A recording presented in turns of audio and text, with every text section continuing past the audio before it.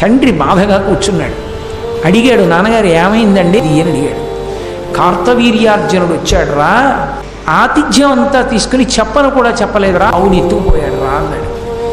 అంత పని చేస్తాడా నాన్నగారు, చెప్తానుండండి అని వెంటనే తన పరశువు తీసి భుజాన వేసుకుని పరిగెత్తాడు. ఆ కార్తవీర్యార్జునుడు తన సైన్యంతో వెళ్ళిపోతున్నటువంటి పట్టణం దగ్గరికి వెళ్ళాడు. ఆయన చూశాడు.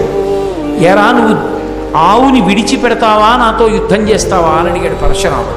కార్తవీర్యార్జునుడు పరశురాముడిని చూసి అన్నాడు, బాలుడు వెర్రి బ్రాహ్మణుడు, బ్రాహ్మణుణ్ణి మనం చంపితే తప్పు, వాడే యుద్ధానికి వస్తే తప్పేమిటి, చంపి అవతల పారేయండి అన్నాడు. ఆయన వెంటనే ఆయనలో ఉన్నటువంటి శివకేశవుల యొక్క ఆవేశం బయటకు వచ్చింది. తన ఒక్క పరశువుతోటి ఆయన ధనుష్టంకారం చేసి బాణ పరంపరలతోటి ఈ మొత్తం సైన్యాన్ని పడగొట్టి ఒక్క దూకి తన యొక్క పరశువుతో కార్తవీర్యార్జునుడి 1000 చేతులు నరికేసి ఆయన కంఠాన్ని నరికేసేది.